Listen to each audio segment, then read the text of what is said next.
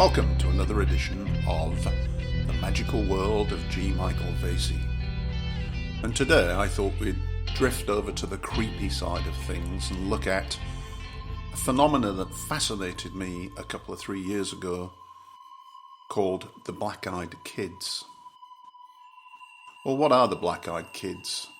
Well, probably the best way to approach them is to give you a generic Black-Eyed Kids story. It goes something like this.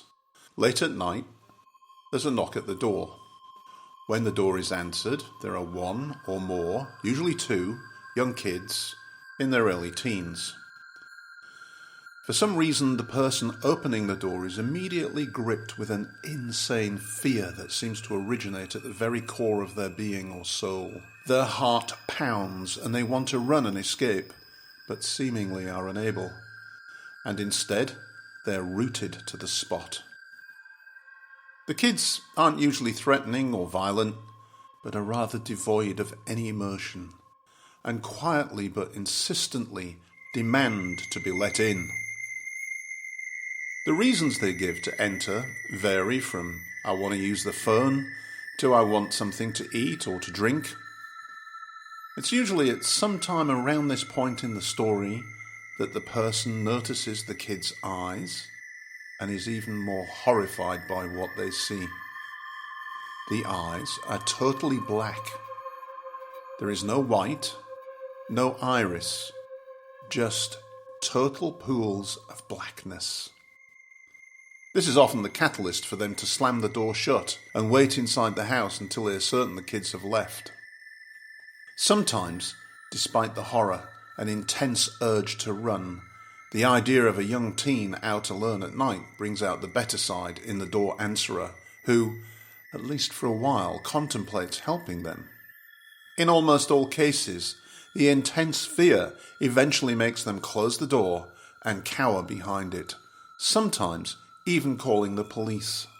Well, this story is repeated over and over by the many people who have shared their creepy encounters with only minor changes in the detail.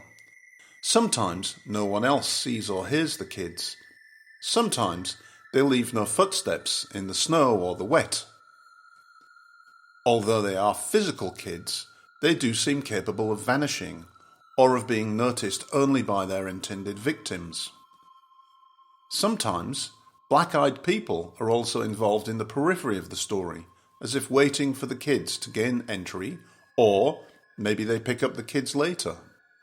So I first heard about the Black-Eyed Kids in running my website, myhauntedlife2.com, where I collect paranormal stories, true stories from readers just like yourselves. Another time we'll talk a bit more about My Haunted Life 2, how that got going and why I collect such stories.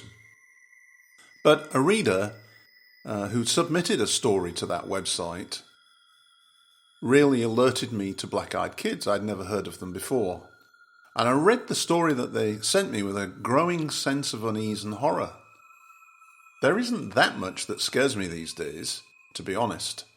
But this story had me thinking about being alone at night and hearing that knock at my door. I was tingling with a nauseating mixture of fear and fascination reading that submission. I'd heard about the Black-Eyed Kids, or Beck for short, of course. It was an urban myth, I thought, and one that seemed to be distinctly American in origin. So I posted the story, and traffic to my website grew tenfold overnight. It seems I wasn't the only one that was frightened by the story, as it went viral on social media, shared and shared and shared again. Then, story after story started to flood into my email, other people telling me about their experiences with the Beck and Black-Eyed people. Many of these encounters followed the well-worn and similar format to the first submission. Let me give you a taste. Here is that very first story that I got. A few months ago, I visited my mother in Amarillo. She lives in a nice area that has a good reputation. I was expecting to have a nice vacation and spend some quality time with her, as she's getting older. We spent the afternoon together, and that evening she went to bed. I wasn't tired, so I decided to watch some TV and catch up with my friends on Facebook. About an hour later, there was a knock on the door. I was a bit taken aback, as this area was normally dead after 10. I went into the kitchen to try to look out to see who was at the door. The knocking was persistent. It wasn't like the average elder visit where a knock would be followed by silence. Nah, this was a constant tap, tap, tap, tap, tap, tap, tap. Starting to get tired of this idiot knocking on the door, so I went to the porch and opened it. 2 teenagers stood there. One looked around 14, the other perhaps 16. I instantly wondered if they were actually at the wrong house, as I was the only person under 30 in my family. There was no possible reason for these kids to be here. They said nothing, so I asked them what they wanted. The older one told me that he was sorry for waking me up, but wanted to come in and use the phone. He explained that he'd been left in the area by their parents and needed to call somebody. As he finished speaking, he just stared at me. When I saw his eyes, I couldn't tear myself away. They were completely black. Just black. I couldn't break away from his gaze. I had a huge urge to just stand back and let them in. We stood there staring at each other. He started talking again. This time he wasn't asking. He was demanding that I let him in. The facade was gone. Whatever he wanted would only take a few moments, he said, and then they would leave. He wanted me to let him in and help him. I broke my eyes away and realized that I was actually stepping backwards. I hurriedly told them to get off the porch and find help elsewhere. I closed the door with them still standing there, and heading towards the phone I called the police and told them that there were a couple of kids in the area who seemed to be up to no good. They told me later that they did a thorough check, but didn't find anything. No one else in the area had seen them either. My mother hadn't even heard them or the knocking. When I told her about it, she just dismissed it as the youth of today with poor manners. She didn't see their eyes. I felt absolutely terrified, and I felt at odds with their will. I think they meant to do me harm. Has anyone else had any experience with black-eyed kids? So that was the first story that awoke me to this strange phenomenon known as the black-eyed kids, or Beck, and with my curiosity well piqued, I had to find out more. What were these young kids with black eyes doing, knocking on people's doors and terrorizing communities with their strange activities?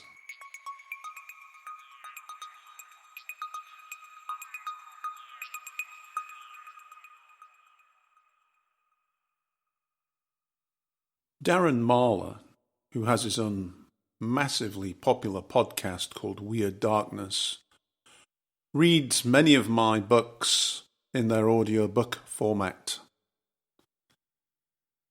He has read or narrated the Black-Eyed Kids book that I wrote.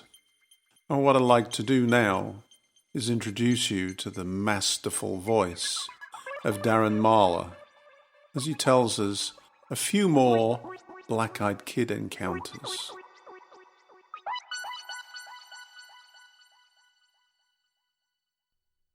I have my own experience of these black-eyed kids. It happened a few years ago. I've never been able to really think of a rational reason for what happened. It just happened. I headed out to mow my lawn. In the front of the ditch of my road, I have bushes and flowers neatly set up. To my bitter surprise, someone had gone by and stepped all over my roses. I was pretty upset. The next day, I saw 2 kids walking down my road. Keep in mind, my road has several houses, so we all know each other very well. These kids look to be around 14 or 15 years old. I've never seen these kids before in the neighborhood. I wanted to go outside and ask them if they messed with my roses, but I figured they're just kids and I'd let it slide this time. The kids stopped walking and just stood on the road right across from my house. That's a good 100 or so feet away. They just stood there. I was looking out the window and they were just standing right there. I went to my room to get my shoes, and when I came out, they were gone.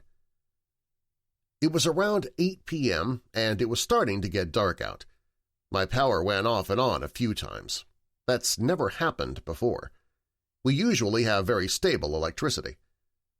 Around 8:20, I heard deep knocking at my front door. I went over to the door, turned on my porch light, and looked through the little hole on my door, but it was just pitch black, even though the light was on. I didn't know why, but I was extremely terrified. I started to put my hand on the handle and I asked, "Who's there?" Some kid answered, "Sorry to bother you, but we're lost and need to borrow your phone." "I have a spare cell phone you can borrow for a few minutes," I told them. "Let me go get it, and I'll come outside with you." The kid just said, "No, you let me in right now," and he started banging on my door. I'm not talking about just hitting it, but it was like something very big and wide was smashing against my door. I said, "You quit that right now. I got a gun, and if you try anything, I will shoot you." The kid kept screaming, "Let me in now! You're making a mistake!" I grabbed my gun and held it off to the side of my leg. I put my hand on the lock and unlocked the door. This is where I made my mistake. I opened the door expecting either those kids or just one kid with a weapon or something. But these weren't little kids. Standing at my door were two people, and both looked young, but their eyes gave them away. They were pitch black. I felt terrified again. I felt like putting my shotgun down and letting them in. I'm not sure why I felt that way. As I had the door open for those 3 or 4 seconds, the taller kid started to walk forward to come in. I kicked my door shut as hard as I could, and I locked it. At this point, I heard them both crying and screaming in a strange, distorted, high-pitched way, followed by some banging on my door again. I went to check my back door just to make sure it was still locked. Thankfully, my back door was locked, and by the time I headed to my front door, they just stopped. I loaded my shotgun and opened the door expecting these things, but they were gone. I heard some footsteps, and my neighbor was coming by. He heard some weird screams and came by to check on me. I stood there probably looking like death with a shotgun in my hand. I let him in and told him the entire event. He told me to call the cops, but I was positive they wouldn't believe me. I never called the cops. Submitted by Keith W. Here's another story submitted to my website. A few weeks ago this happened to me. I saw a story from your site on Facebook, and I felt that I should share my experience. It wasn't as dramatic as some of the ones I've read, but it was certainly strange. I was shopping in a mall with my dad north of San Diego. Across from the car park there was a person talking to himself. He didn't have a phone and there was nobody else he could have been possibly talking to. Dad went ahead into the mall and I headed over to a convenience store to get some cigarettes. I had to go past the strange man. I walked past him and he said he could not drive on any highway with the number 10 on it and he had to go in the direction of Los Angeles. I said that I couldn't take him. He said that I had to take him to Los Angeles. This was all strange as he would have to go on I-5 to get to LA. This was in the middle of the afternoon on a bright and sunny day. His eyes were coal black with no whites in them. He didn't show any emotion and spoke with a monotone voice that really did stand out in this area. His face looked almost dead in appearance. At the time, I thought he must have been some kind of drug addict, but I wasn't scared. There are a lot of drug addicts in Los Angeles. He told me that he wanted me to drive him to Los Angeles and would pay me good money. I told him no. He kept staring at me. I ignored him and walked into the store. As I paid for my cigarettes, the man walked around the corner and I didn't see him again. He didn't show any emotion. He wasn't angry, upset, or even threatening. He was just calm and patient. I told my dad about this person in the parking lot when I got back into the store, and he said that he was crazy. Now I'm wondering if he's one of the black-eyed people. I think he was. Strangely, black-eyed adults often seem to crop up in Walmart car parks. I've had lots of encounter stories with black-eyed adults in Walmart, around Walmart, or in Walmart car parks. I'm not quite sure why they are attracted to Walmart. But the next time you go shopping at Walmart, just keep your eye open. You may have an encounter with a black-eyed adult. Here's an example. I was around 12 when this incident took place. I didn't know anything about black-eyed kids until a few years ago when I started reading reports on the internet about these strange people. My story is a little different to those other accounts. I was sitting in my mum's car waiting for her to return. She was inside Walmart and I'd elected to wait in the car with my book. A young boy had walked past the car a few times, and I hadn't really taken that much notice of him. The fourth or fifth time the boy went past, I think he noticed me as he came over to the car and stared in at me. I tried to ignore him and read my book, but he started whispering, "Let me in."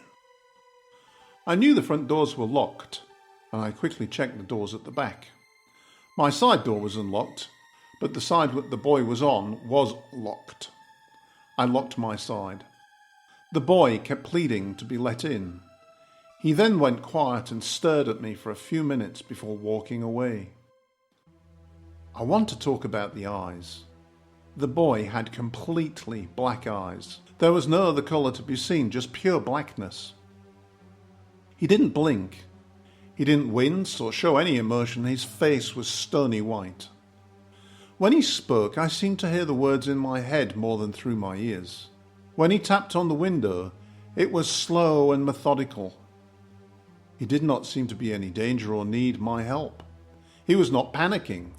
It was almost like he was a robot under the control of someone or something else. The weirdest thing about this encounter was that my mother returned to the car a few minutes later and complained that some woman had approached her and had asked for the keys to her car. She said my mother had blocked her in and this woman wanted to move her car. My mum knew she hadn't. This strange woman then became quite insistent and my mother was forced to ask a security guard to help her. To my knowledge, our incidents had taken place at exactly the same time. She also told me that the woman's eyes were strange. Not completely black, but almost.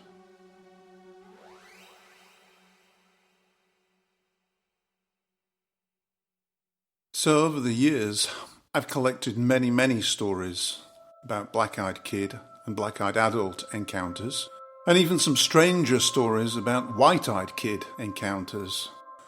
More of that in another podcast. So what are black-eyed kids? Well, throughout the history of humanity, the boogeyman in the forest has always had black eyes. Black eyes are used by Hollywood to signify possession, demonic evil, and when people are very angry, sometimes their eyes appear to go black.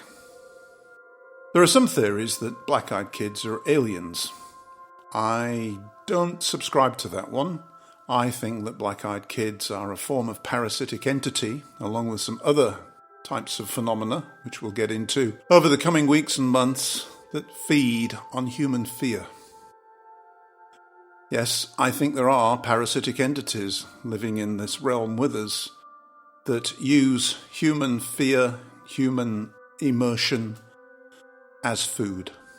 I think the black-eyed kids are a manifestation of that demonic, negative, vampiric entity.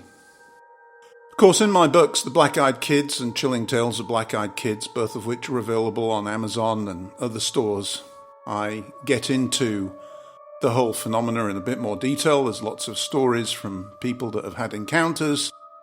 I talk a lot more about myth and legend of black-eyed kids and black-eyed creatures. I talk about the idea that black eyes can have some meaning, both from a mythological perspective, a psychological perspective, and from an occult perspective. And all of this fits into my Pursuit of reality. What is this reality that we live in? Are we alone? Are there angels and demons? Are there ghosts? Are there parasitic entities that feed from our fear? I think that there are. And over the coming weeks and months, I intend to provide evidence in two ways. One, from stories, from encounters, and two, from the study of magic. So I hope you've enjoyed this episode of The Magical World of G. Michael Vasey. If you have, would you do me a favour? Would you follow, would you like, and help me market and extend the audience for these little podcasts? I thank you. I'd like to leave you with a last Black-Eyed Kid story so that you can dwell on the idea, and as you go to bed tonight, if you're anything like me, you will spend a few moments on the point of sleep waiting for that knock at your door. A gas station attendant in northeast Louisiana had a terrifying encounter on November 2012. The gas station was creepy enough to begin with at 3 a.m. in the morning, but then the power went out. Led by the light of his cell phone, the attendant was able to get the generators going, but the backup lighting was dim and only lit up certain areas like the cash area and the parking lot, while the rest of the isolated establishment was cloaked in black. Out in that darkness he noticed movement. 3 children on bikes were headed his way. They stood at the door and stared at the attendant. He felt creeped out, but they were just kids, and it was way too late for them to be out. He opened the door and asked if they were okay. The young girl asked to use a phone. But as he handed his cell phone over to her, he realized her eyes were all black. "No, I need the real one." She pointed at the landline inside. The thought of letting her inside the gas station sent chills up his spine. He shouted at all of them to leave as he slammed and locked the door. The children stood there a bit longer, silently staring at him through the glass with their solid black eyes. Then they got back on their bikes and disappeared into the darkness. The next morning, the attendant was eager to go through the surveillance footage. Unfortunately, the power outage cut the cameras off, and they didn't boot back up with the generator. He had nothing to prove the events of the night before ever took place. My name's G. Michael Vasey. You've been listening to The Magical World of G. Michael Vasey. I hope you tune in to future and past podcasts.